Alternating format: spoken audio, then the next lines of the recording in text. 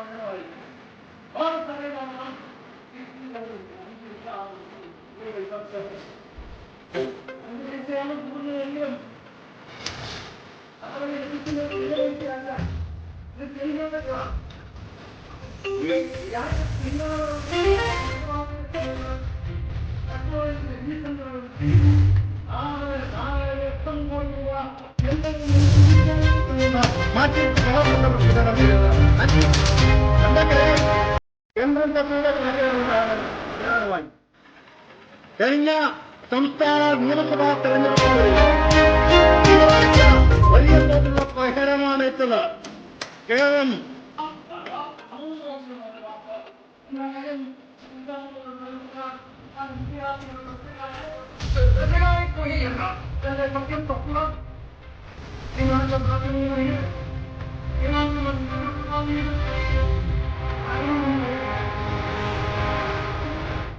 Thiruvananthapuram Kanyakumari railway ഇപ്പോൾ 1685 കോടി രൂപയാണ് ഇതിനു വേണ്ടി ഗവൺമെന്റ് ഇടപെട്ട മാറ്റി. എത്ര ശതമാനം വർദ്ധിച്ചു എന്ന് ചിന്തിച്ചു നോക്കണം.